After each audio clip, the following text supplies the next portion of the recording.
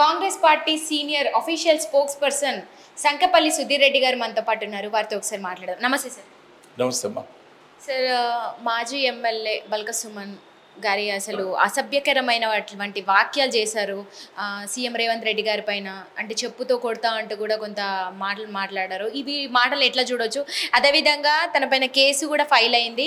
ఇప్పుడు ప్రస్తుతం తను పరారీలో ఉన్నట్టుగా కూడా కొంత ప్రచారం జరుగుతుంది.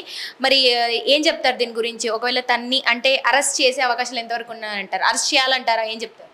అంటే ఒక వాస్తవానికి ఒకటి గుర్తుపెట్టుకోవాలా, గతంలో ఎప్పుడు కూడా 10 సంవత్సరాల కన్నా ముందు, అంటే ఎప్పుడైతే కేసీఆర్ గారు రాజకీయ రంగంలోకి అంటే ముందు వరుసలో వచ్చి ఉద్యమం పేరు మీద ఆయన మాట్లాడడం మొదలుపెట్టాడో ఆ రోజు నుంచి ఈ రాజకీయంలో ఈ రకమైనటువంటి భాష రావడం మొదలుపెట్టింది. దీనికి కేసీఆరే ఆద్యుడు. లంగా, లుచ్చా, లఫంగా, బేకూఫ్, ఇట్లాంటి మాటలన్నీ కూడా, రండా, ఇట్లాంటి మాటలన్నీ కూడా కేసీఆర్ గారు పదే పదే ప్రస్తావించడం, సన్నాసి, యదవ, ఈ రకమైనటువంటి మాటలు గతంలో ఎప్పుడు ఏ ముఖ్యమంత్రి కానీ ఏ నాయకుడు కానీ మాట్లాడకపోయేవాళ్ళు. చాలా హుందాగా, గౌరవంగా, రాజకీయాల్లో గౌరవంగా ఉండేవారు. ఆ గౌరవం కాస్త ఎంత హీనస్థితికి పట్టుకొచ్చాడంటే ఈ కేసీఆర్, అసలు ఇట్లా మాట్లాడితే తప్ప రాజకీయంలో ఉండలేము, ఇట్లా మాట్లాడితే తప్ప రాజకీయాల్లో ఒక గొప్పతనం వస్తుందనే విధంగా మాట్లాడారు. కాంగ్రెస్ నాయకులు చాలా రోజులు వెయిట్ చేశారు. ఇది మంచి పద్ధతి కాదు, మంచిగా మాట్లాడకూడదు, ఇట్లా మాట్లాడొద్దు అని ఎన్నిసార్లు మాట్లాడినా కూడా వాడిని వినిపించుకోక అదేదో గొప్పగా, అంటే ఆయన మాట్లాడే భాష చాలా గొప్పలైన భాష, ఇదే తెలంగాణ యాస భాష అనే విధంగా ఈ రకమైనటువంటి పదజాలను మొదలుపెట్టాడు. అందుకే సరే మేము కూడా కొంత అటాక్ చేయడం మొదలుపెట్టాం. కానీ ఎంత పరాకాష్ఠగా జరిగిందంటే ఈ యదవ, ఈ సుమన్ అన్న వ్యక్తి ఒకసారి ఎంపీగా చేశాడు, ఎమ్మెల్యేగా చేశాడు, గౌరవమైనటువంటి స్థానాలు చూశాడు. చూసి కూడా ఒక ముఖ్యమంత్రి గారికి చెప్పు చూయించడం అంటే దీని కింద మించినటువంటి ఘోరమైన తప్పిదం మరొకట్లేదు. ఒక సామాజిక వర్గాన్ని అడ్డం పెట్టుకొని ఈ రకమైనటువంటి చర్యలు చేయడం మంచి పద్ధతి కాదు. ఏదేమైనా రాజ్యాంగబద్ధంగా, ప్రజాస్వామ్యబద్ధంగా ఎన్నుకోబడి ఒక ఉన్నత స్థానంలో కూర్చొని మనందరికీ ముఖ్యమంత్రిగా ఉన్నటువంటి వ్యక్తికి చెప్పు చూయించడం అంటే అంత నీచమైన పని, అంత ఘోరమైన పని మరొకటి ఉండదు. నేను ఏమంటున్నానంటే వాడు ఒక బానిస. ఈ రాష్ట్రం దివాలు తీయడానికి, ఈ రాష్ట్రం మొత్తంగా నిట్ట నిలువుగా దోపిడీ చేసినటువంటి వ్యక్తులు కేసీఆర్ కుటుంబం. ఆ కేసీఆర్ కుటుంబంలో వీడొక బానిస. ఆ చెప్పులు మోసి అలవాటు అయిపోయి చెప్పు పైకి ఎత్తుండేమో, వాళ్ళ చెప్పులు మోస్తాడు కదా రోజు, ఆ చెప్పులు మోసే రకం ఇది. ఈ చెప్పులు వ్యవహారాన్ని మా నాయకులు, మా ఎస్సీసీఎల్ నాయకులు కానీ మా నాయకులందరూ కూడా తీవ్రంగా ఖండించినారు. వాళ్ళు కూడా చెప్పులు సమాధానం చెప్పారు. కానీ నేను అంత దిగజారి మాట్లాడాలంటే చాలా ఇబ్బందిగా ఉంది నాకు. నా స్థాయికి కూడా ఆ రకమైనటువంటి చెప్పుల గురించి మాట్లాడడం గురించి రాజకీయాల్లో ఉన్నాం కాబట్టి మాట్లాడడం అంటే కొంచెం ఇబ్బందిగా ఉంది. సరే, ఏదేమైనా ఈరోజు ఇట్లాంటి ఘటనలు, ఇట్లాంటి సంఘటనలు చేస్తే ఖచ్చితంగా వాళ్ళని నాన్ బెయిలబుల్ కింద అరెస్ట్ చేసి వారికి ఒక మానసికమైనటువంటి వ్యాధి ఏదైనా ఉంటే అక్కడికి పంపించి చెక్ చేయించి వాడిని ఒక పిచ్చాసుపత్రిలో చేర్పించాలని మాత్రం నేను కోరుకుంటున్నా. ఖచ్చితంగా సుమన్కి అదే గతి పడుతుంది.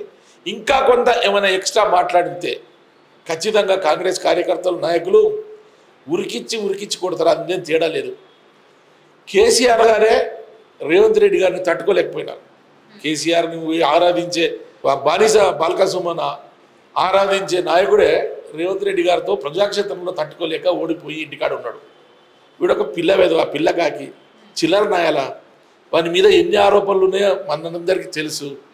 అట్లాంటి వ్యక్తి గురించి పెద్దగా మాట్లాడాల్సిన అవసరం లేదు. కానీ రాజకీయాల్లో కొంచెం గౌరవంగా ఉండడం నేర్చుకోమని మాత్రం కోరుతా ఉన్నాం.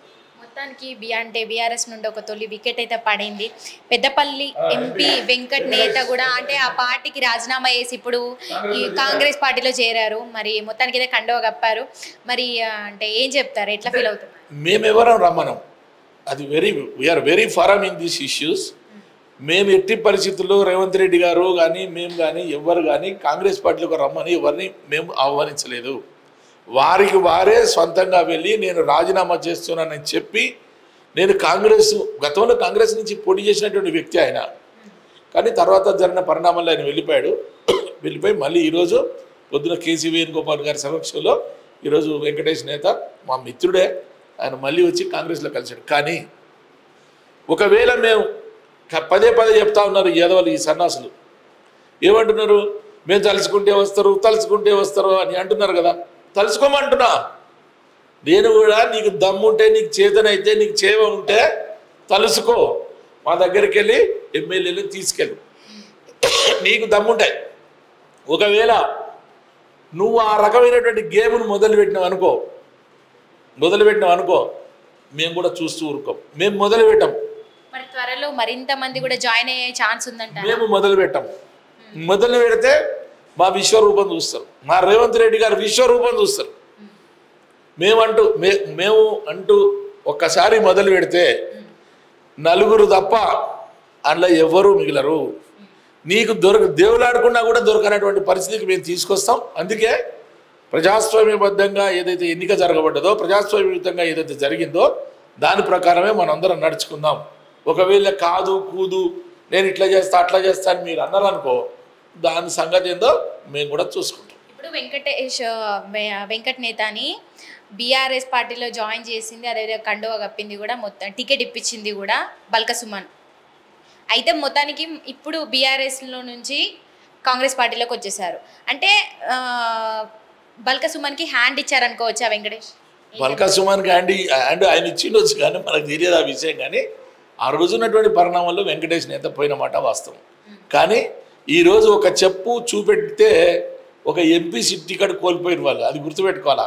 అట్లాంటి పనులు ఒకటి గుర్తుపెట్టుకోండి, రాజకీయాల్లో గౌరవంగా నేను చాలా సముదాయించుకొని మాట్లాడడానికి ప్రయత్నం చేస్తా ఉన్నా, కానీ నాలో ఉన్నటువంటి కోపం ఉంది. అటువంటి చర్యలు చేస్తే ఎవరికైనా కోపం ఉంటుంది కదా.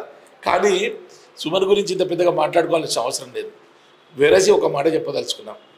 ఈ రాష్ట్రంలో నదీ జలాల వాట విషయంలో రేవంత్ రెడ్డి గారు ఎప్పుడైతే తన వాయిస్ని పెంచాడో అప్పుడే ఈ రకమైనటువంటి డైవర్షన్ పాలిటిక్స్ చేయడానికి ఈ రకమైనటువంటి తతంగానం అంతా ఆడుతూ ఉన్నారు. 57 రోజులు 58 రోజులు అయింది అనుకుంటా, బహుశా 60 రోజులు కూడా కాలేదు.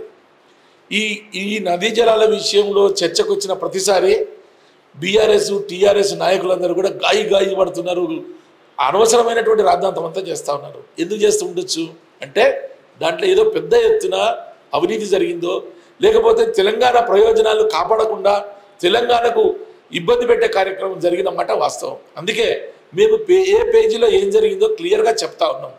ఇక్కడి నుంచి నీళ్లు వాటా మాకు ఎంత రావాలి, 571 టీఎంసీలు మనకు రావాలా, 299 టీఎంసీలు వాళ్ళకి పోవాలా.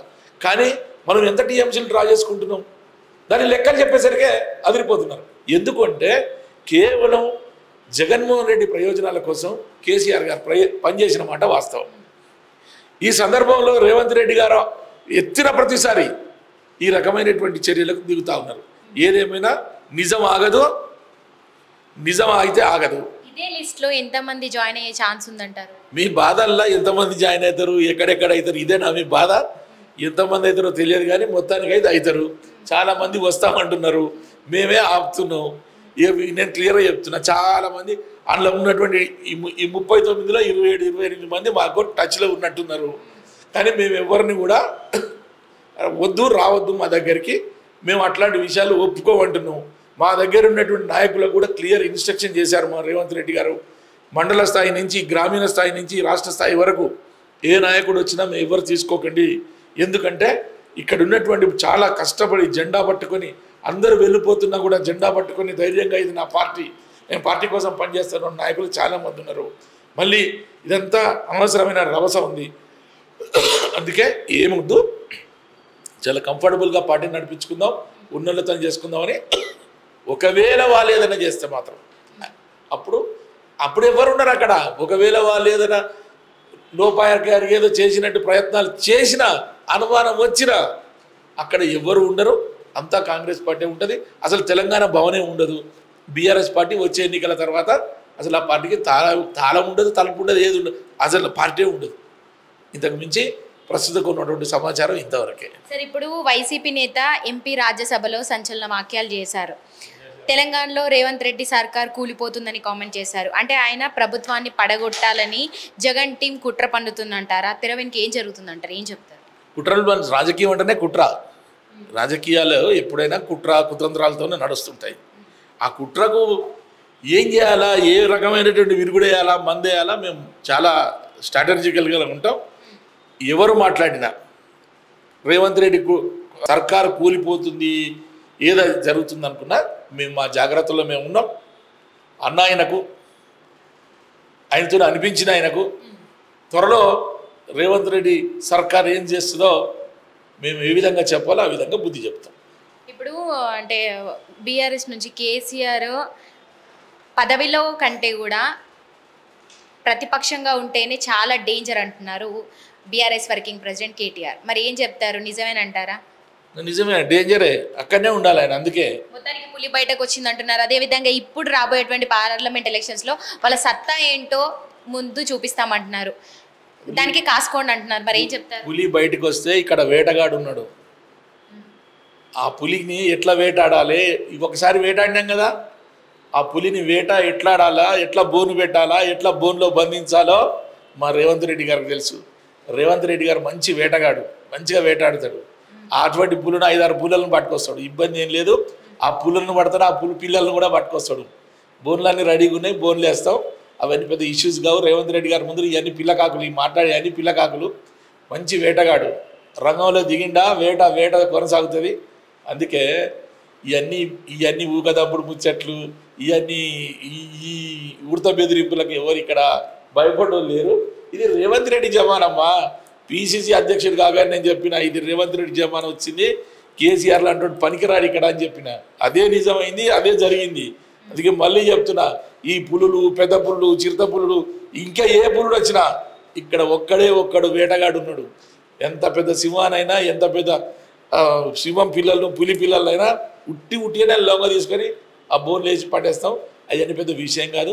మళ్ళీ ఒక మాట చెప్తా ఉన్నా, దయచేసి రేవంత్ రెడ్డి గారితో ఆటలాడకండి, విజ్ఞప్తి చేస్తున్నా నేనే.